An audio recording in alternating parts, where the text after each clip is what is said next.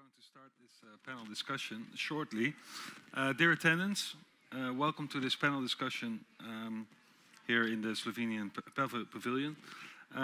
Before I introduce my panelists, make yourself comfortable, please. Don't be too comfortable because we're going to discuss something really serious, I think, because it's what I call the reading crisis in Europe and the role of the publishing industry to fight it. Before we begin, I would like to thank the Slovenian host, especially Miha Kovac. He's not in the room, but he will probably hear about it, for giving us the opportunity to organize this panel and to raise the issue of low literacy here at the Boekmesse, because there is some talk about it at some stages at the Boekmesse, but in my opinion, as a reading promoter, of course, I think more people should talk about it. Although on a positive note, yesterday right here there was a panel about books and screens and kids' brains.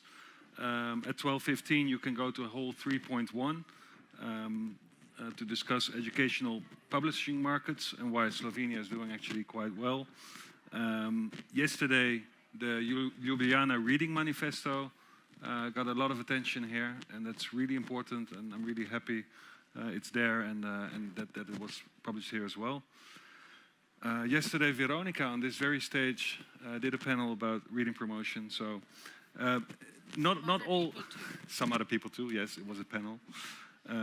But I'm really happy that Slovenia is really putting it also into this forum as a guest of honor country. So, I would like to say them najlepša hvala. And I talk to you because.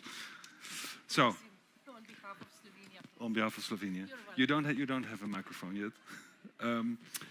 I'm moderating this panel on behalf of EU Read.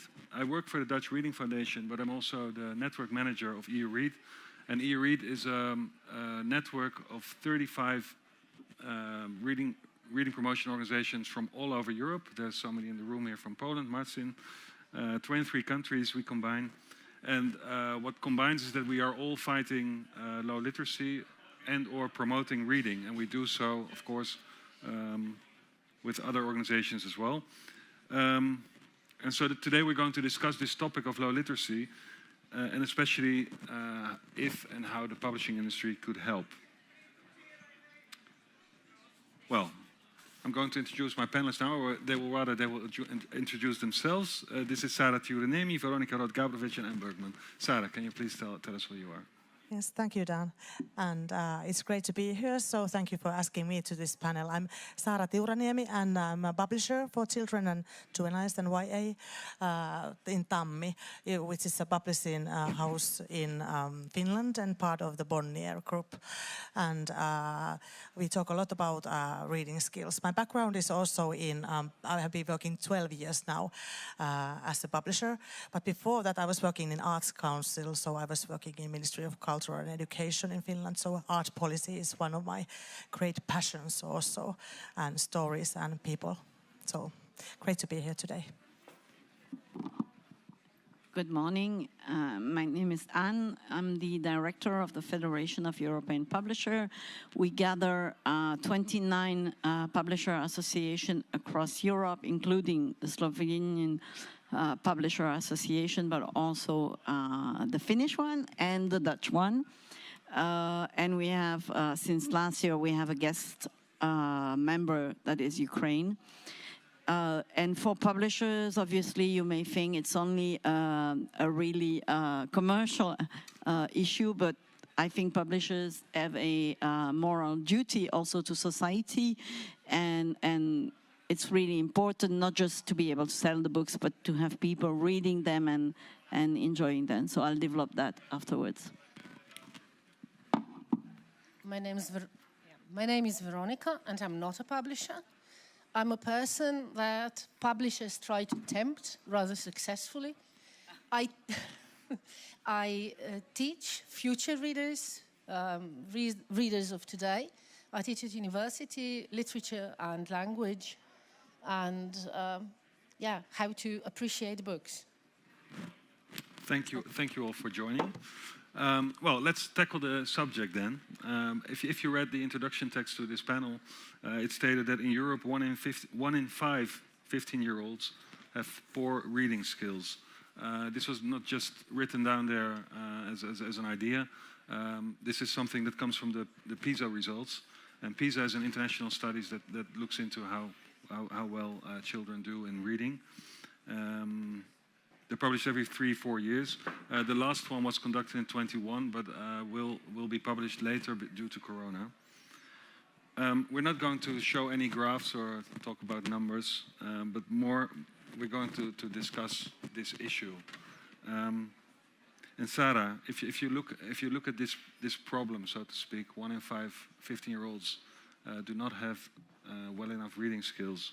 Do you think there's an awareness of that in Finland, or because? Yeah, you know where I'm going, because we all look at Finland like, oh well, there's this problem, but the Finnish are doing great.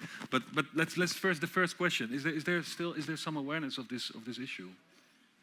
Yes, we follow it all the time. Our media keeps writing about how the results are going. So, of course, this is something which always gets a lot of talk when the new results are coming.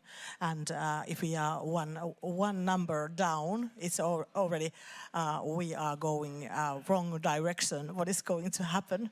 So it's yes, we are speaking about that quite a lot. But am I correct that the last results you were number 2 in Europe? Yes, in Europe. But like some years ago, we were number 1 in the world statistic. So of course, this is something we are still thinking about. What is the reason that we have fallen few places down?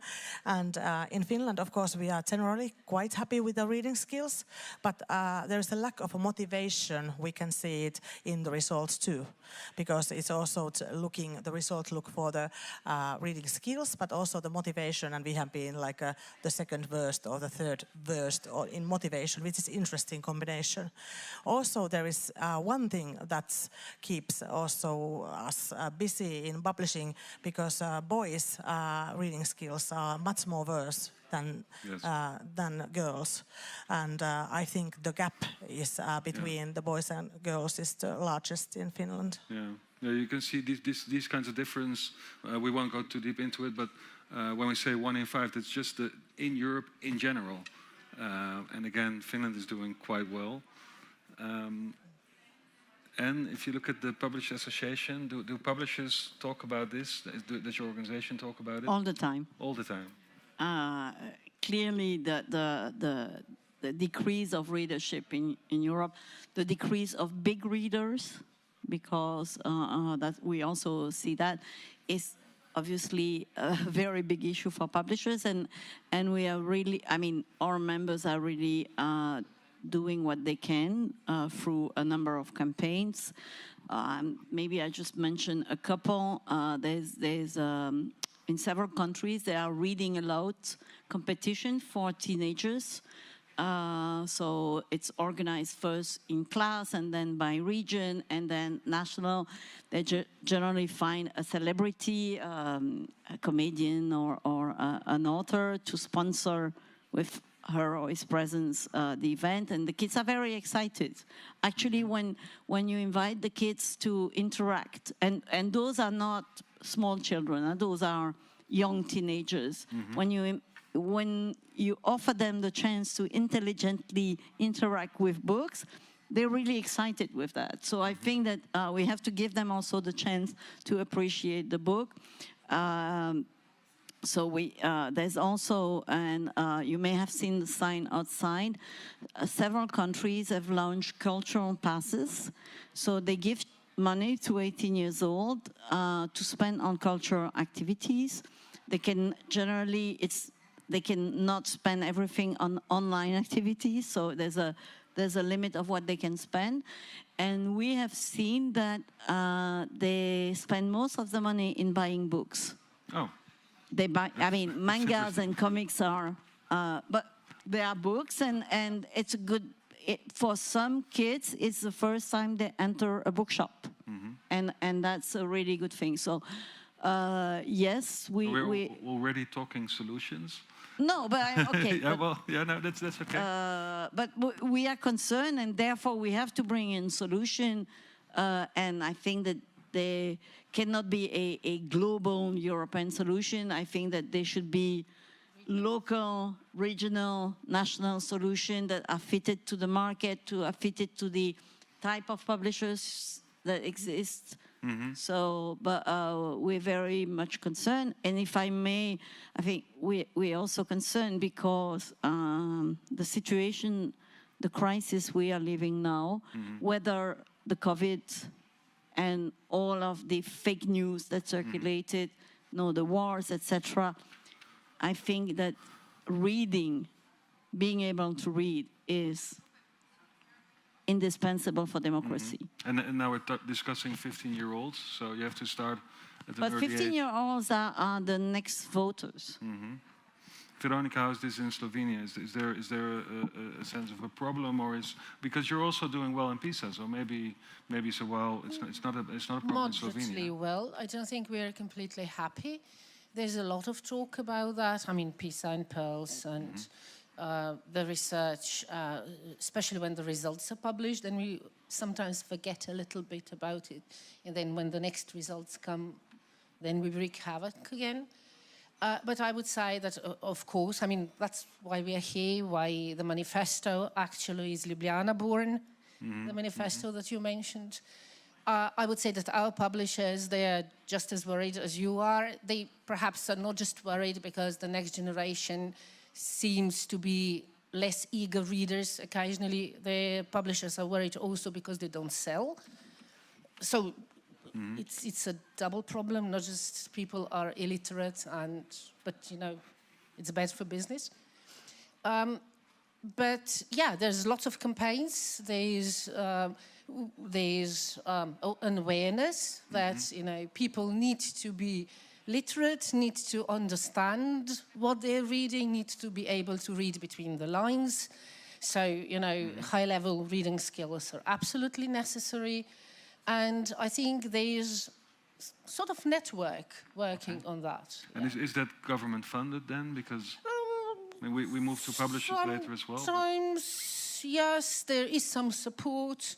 There's, I don't know, the Slovenian Book Agency, the ministry does show some understanding, but it might vary a little bit from year to year, government to government. Okay. Yeah. And Sarah, being from Finland and doing so well, could you maybe from your perspective tell us where do you think this success comes from, or? Yes, if you look about the history in Finland in reading, we have a very strong library network, and that has been also part of the successful in learning process. We all have we have very easy access to the libraries. We have always had it when we were kids, so everybody could go there and loan the books. And I think it's part of also, you were talking about the democracy, but it's also about the equality, that everyone has to access and everyone can teach her or himself and go up. We don't have that kind of class system in Finland, and I think the books and libraries play a very important role in that. And I think also the educational level of Finland, the reason for that is the reading skills. So the reading skills affects to everything. And I think one thing that we could take more close look, we talk about a lot of schools and they task in reading skills, teaching reading skills, but I would also look to the families. I think it's very important nowadays for the example, what we parents give to our kids. Are we interested? What are we looking for? If we look our phones all the time, of course, those are interesting for the babies from the first moment. But there is a few, you were also asking some tips what we have been doing. We have had this, I don't know how many you have heard about this. I would maybe translate it as like a Finnish baby box or maternity box. Have you heard about that? I heard about it, yes. Yeah. But maybe the audience Yeah, so it's like a package that every family gets free. from the government, and it includes clothes or some things you need when you have a newborn baby. And also it includes the first book. It's a board book. So everybody gets that. So each of the families will get one book. I also had one when I was born in 70s. So that's a very old tradition. And now we added something to here because we also have a old tradition of the nighttime stories, and I think that's very important. 30 years ago, 75% of Finnish families were reading aloud nighttime stories every night before going to sleep. And this was amazing change. So 5 years ago, it was only 25%. And I think this is one reason why we started, I would translate that as a reading gift for a child project. And it includes 2 books. It's like a rhyme book and then this nighttime storybook. And each of the families get it free from maternity clinics before the child is 1 year old. So it kind of encourages the parents read aloud together nighttime stories again. So we hope and trust, of course, that this will be helping us in future, that there will be more books in the families already, that they are familiar with the format of a book. And let's see how the results are going. And it has been founded now with the private founding, but I know that the new government, they are thinking about to get it to the budget, to the state's budget in future. Well, let's hope that it will come. So maybe it's that Finland started really early with giving books to babies, but you say there's also a decline of the reading to children. Veronica, you want to comment on this? I just wanted to add, because you spoke about the libraries, there's something that Slovenia can boast, and that's a very, very wide and widespread network of school libraries. And I'm talking real libraries, not just, book corners or reading corners. It's every school in Slovenia, I think, has a proper library that introduces the kids to, what books are, how you can borrow a book, how you can, how you function as a reader, as a user, as a client in a library. And I think that this is something that does a lot, to the reading culture in Slovenia. And as a teacher, you work with young adults, so to speak, so 18-year-olds, 21-year-olds. They would say they're adults, They're adults, okay. Yeah. How are they? Are they doing well in reading? Yes. Well, I actually checked because I came to Frankfurt. I asked them about their reading habits. And it's interesting because they're students of language and literature. And they said, well, yes, in the summer, they do read what is asked of them. Most of them do, Shakespeare and Auden and things like that. But, their leisure reading, they would, this is the summer reading. And interestingly enough, it's fantasies, fantasy books, fantasy genre. So I think they are reading. They also mention, of course, whatever they read online. So newspapers, I don't think my students read actual newspapers. They would, rely on what they get on the mobile phones. But they do read. Sometimes they're not aware of the fact. They say, no, I don't read. Only, during the summer, and they read 5 or 6 books then. So they do. Okay. We're going to go a little bit deeper into the subject because we discussed 15-year-olds and their reading skills. In the introduction text, it was also mentioned that also adults have poor reading skills. And I mean, that's a scientific fact in a way. There's also scientific facts about how reading or poor reading skills affect us. Of course, if you look at 15-year-olds, they don't do well in school if they don't read well. If they don't read, so that they will be less successful in life, so to speak. But this also goes for adults. If adults don't read, then maybe they lack something that's really important for our society. That's also what the Ljubljana Manifesto is about. So how do you feel that teaching literature or teaching reading, how does that affect democracy, Veronica?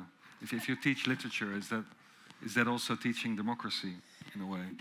It would be great if I could say that, you know, the next universal answer to everything instead of 42 is reading. Well, I don't think that it is. But we do try our best. As far as the adults are concerned with poor reading skills, there are lots of initiatives in Slovenia to have adults involved as well. There are loud reading groups, for instance, where people meet. It's usually women, I have to say, meet every week or every 2 weeks, and they read aloud to each other, and at home they read and discuss the books.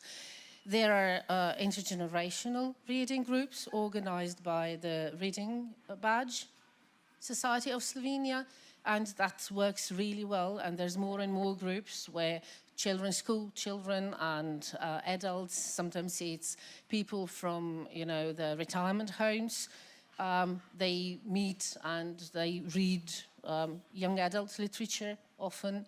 The books are provided by the Reading Badge Society, and that works rather well. So, yeah, well, let's hope that we're doing a little bit for the democracy as well. Okay. And Anne, you signed the manifesto. You were in Ljubljana last week. Is that something that publishers feel that is important? Well, when you sign it, so. Obviously, but also we realize that when you've lost the habit of reading, it becomes difficult to access whether in a library or in a bookshop. And I'll have a small comment on that. I think that it's nice that we have libraries, and it's really important. It's really important also that we have bookshop. And we're always calling for the libraries to buy through bookshop rather than to buy through wholesalers and cut the bookshop. You have to know that in most European countries, libraries have very limited budgets. In Italy, they have I think it's a week where citizens are invited to buy books for library, and the publishers will, for each book bought by a citizen for a library, the publisher will add a copy. I think Italy is one of the, I don't know which rank it is in the world power. I think it's a total shame that they don't have a budget to buy new books. But even if they had the budget, it would still be, I think, for adults who don't read any longer, very daunting to enter a library or a bookshop and to say, I'd like to read something, and I don't have the capacity to read it. And so there are several initiatives, and it's in the UK, it's called Quick Reads, where the publishers have united and they ask known authors, so authors who have a good reputation, to write books that are simpler to read, so that the reader is valorized by the name of the author and the publisher, and it's not cheap reading, if this can be called like that. But at the same time, after 5 pages, they don't say, oh, this is too complicated. And I think that this is the kind of thing that the publishing industry can do. They're very cheap. So they're cheap, not in quality, but they are cheap in price. And this is one of the things we can do. And of course, to support all those reading groups and any initiative that encourage people to read. Sarah, from your perspective as a publisher, do you feel that when you promote reading, you are promoting democracy in a way, or is that something that's up to schools and parents and? Yes, I think that as a publisher, we always have a very strong social responsibility, and we are part of the society, and also we have the power to affect things if we want to. And this is something we are already, I know many publishers are already doing in their home countries, cooperation with the foundations and ministry. And I think at this level, like when we are talking about EU, we could do something more. And of course, we already share some good things what we have been doing, but you could always do something more. Yeah. And the most important thing, of course, is to get the kids to read. And as a publisher, we need to find the books, and we need to find the books for different kind of readers, for different reading skills, that we get them into the books. That's our main thing in the core. So you agree? Just to add, I think it's also important that we'll fight together for the freedom of expression and for variety of books. I think it's very dangerous, especially for educational publication, if governments suddenly decide what the teacher should use as content. We've seen it in some illiberal countries in Europe. You all know which country I'm thinking of. And that's also, this brings the student to not be able to think critically. So offering a vast variety of books that fits their religions, their beliefs, their sexuality, all topics, and that they can identify, and not just only one book that the poor wants them, or the authorities want them to read. I think that this is, if we want to have tomorrow's readers, we have to publish books that they feel concerned with, that reflects their reality. And that's, I think we should all aim towards that. Yeah, I hear. Yeah. I can just say here. I absolutely agree. I think that, if you're asking us all about democracy, I think the democracy, that's, a variety of voices, and it should be reflected in books as well. I'm just wondering about the quick reads, whether, as a teacher of university students, I feel that, sometimes they are quickly satisfied with, certain texts, and it's some sort of McDonald's approach to literature, because they want to, unfortunately, I'm talking about my students, perhaps, in other countries, it's completely different. So, abridged versions, simplified versions that are available, they satisfy often the reading needs. And I think there are certainly groups of people out there who need simplified versions, abridged versions, quick reads of all sorts. But if they're offered just to anyone, it's like a hamburger. And, if you don't have time for a proper meal, then you're happy with the hamburger.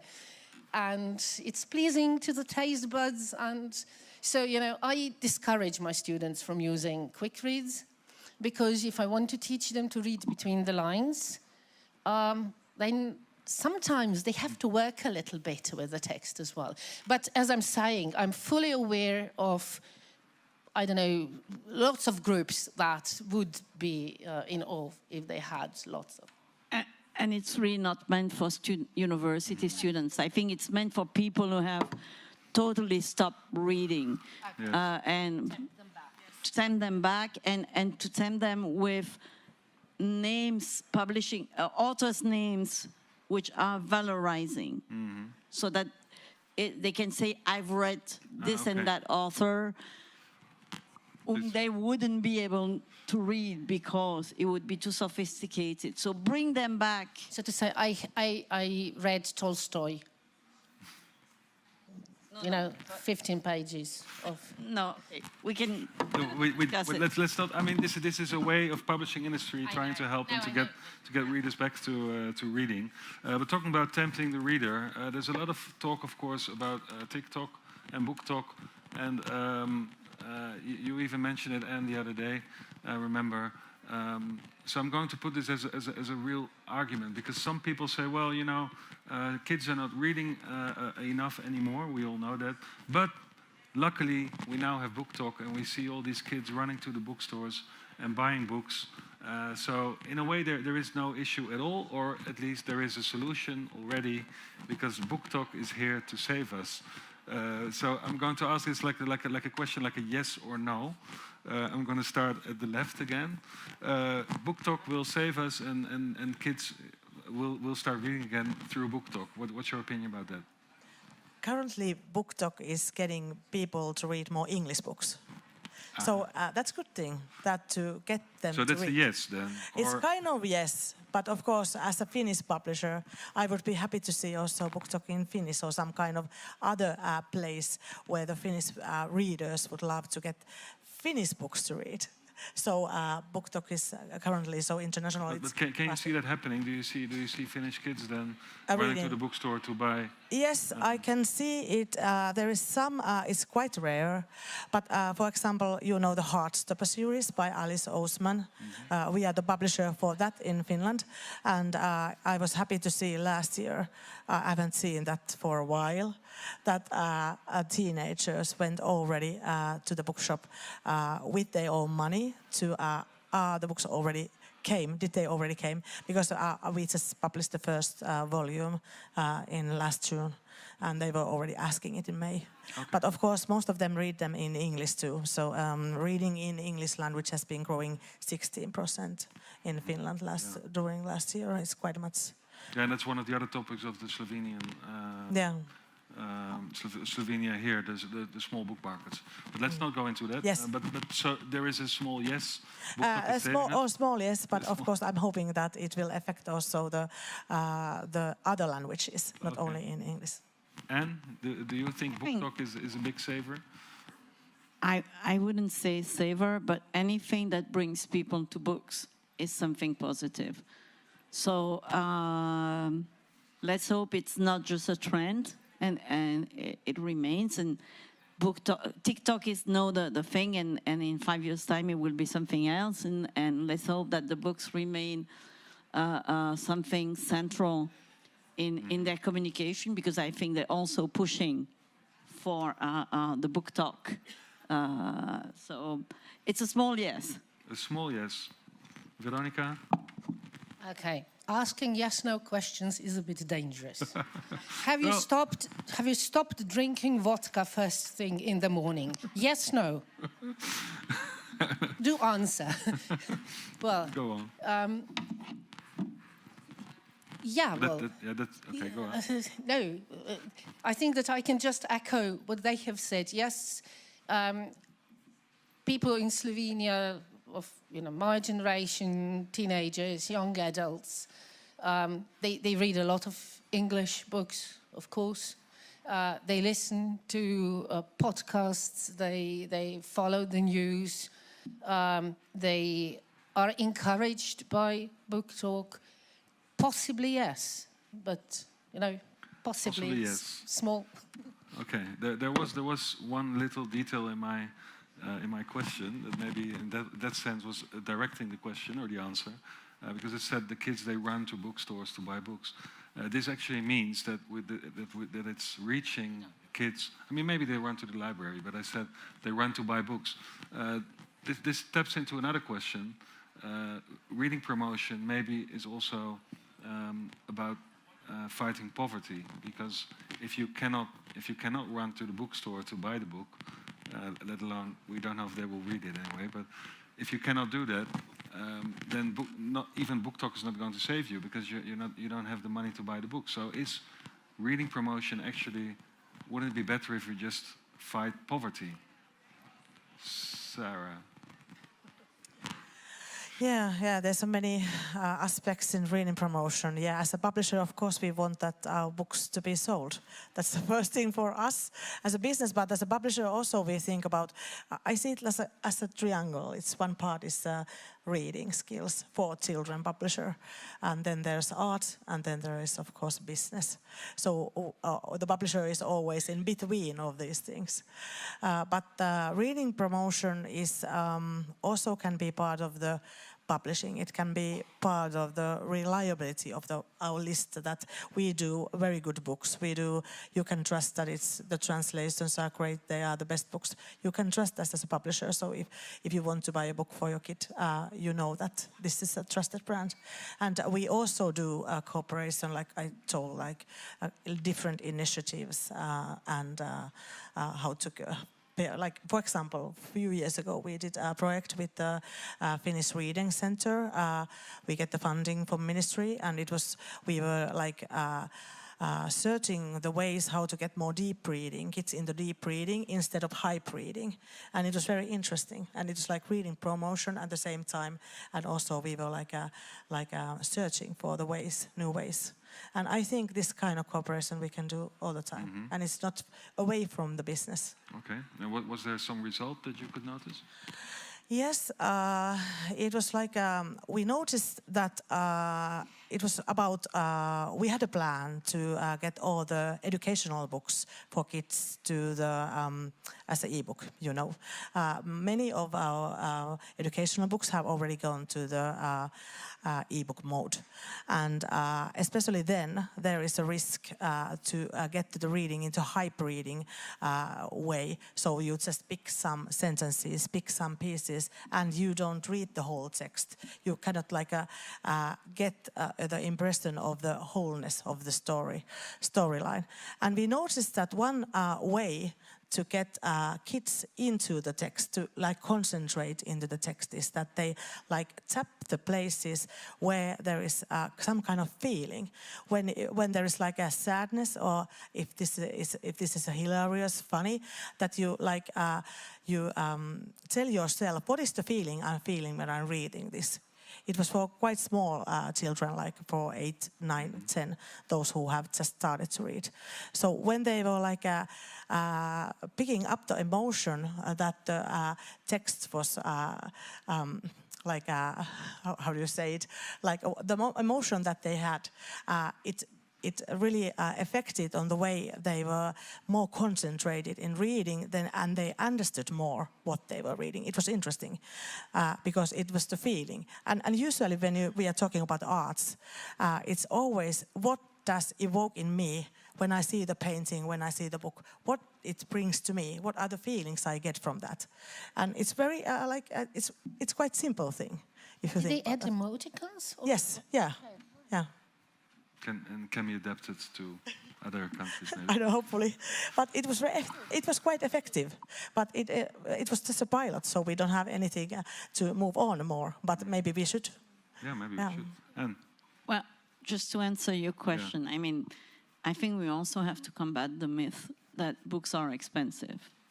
You have paperbacks, which are really affordable, and these things are expensive.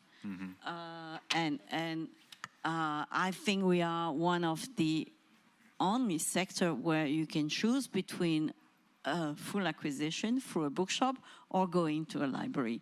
You cannot go to a library to get a car or a phone or anything, but for books, yes. So we have to invest in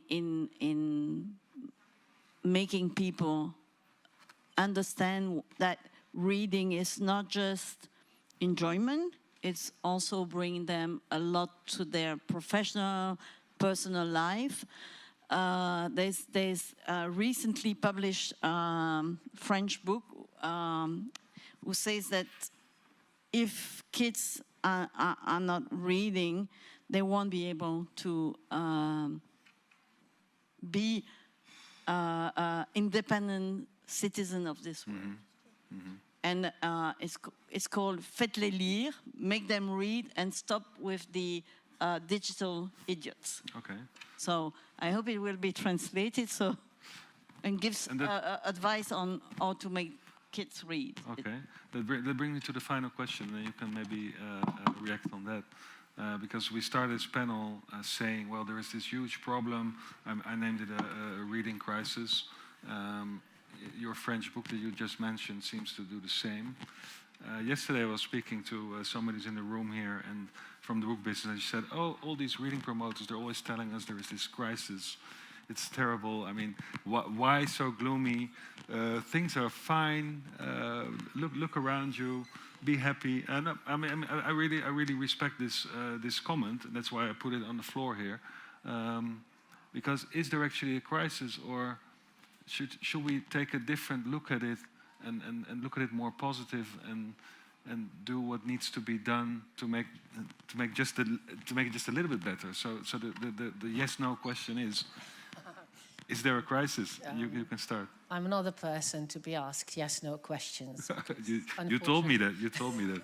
I did. Well, then your answer is maybe, and then you can elaborate. No, well, first I'd like to say that I absolutely agree, with everything that you've said about books and buying books, because that's investment. It's investment in yourself and in your future and in the future of your children and so on. So this is absolutely true. Should we be gloomy? I think that if you're gloomy, the Eeyore just sits there in Winnie the Pooh and is gloomy and nothing much happens. If you're too happy, on the other hand, perhaps, you don't see any room for improvement. I'm not a businesswoman. I'm, a teacher. But I think that I should never be happy, completely happy. But, there's always a step that I can make. There's always the next goal. And, step by step. Okay, but is there something that needs to be done apart from the emotion? I mean, well, if there were nothing, why are we sitting here? Why all these panels? Yes, of course, there's a lot to be done. Here we are creating ideas. We are getting some reports. We talk to each other. I think this is extremely important. This is one of the most important things. I've learned an awful lot from publishers, from authors that I have met so far. And I've been here only for 2 days. Mm-hmm. Not from you as yet, but I'm still waiting. So yes, of course, there's still a bright future, I think, if we know that there are goals for us. I mean, this is a very banal answer I'm giving you. Sorry. And anything you would like to add from a... Well, I agree totally. I think that we should start really by telling the parents to read aloud to their children. I think not only this is good in terms of reading, but this is also creating a relationship, a bond that is unique. I mean, everyone who has read to their children know what unique thing, and when you say that they read less and less, that's the first thing we should do. And I think we should worry. I think we should worry, but we should worry positively in acting and doing things. In an optimist way. Exactly. In an optimist way. Yeah. Optimist worry. Yeah. I believe in this optimism too, because you have to inspire. You have to make things look like you want to be part of them. It's always when you are too negative. Nobody wants to join into it. They're saying that you always want to be a part of the winning team, and I think it's the same thing. So books are the winning team. We can choose that. Here, right now. Books are the winning team. Well, I'm going to end on that note. That's a great quote. Thank you. Thank you, panelists. Thank you all for joining. Thank you, Dan. You're very welcome. Thank you. And, well, that's it.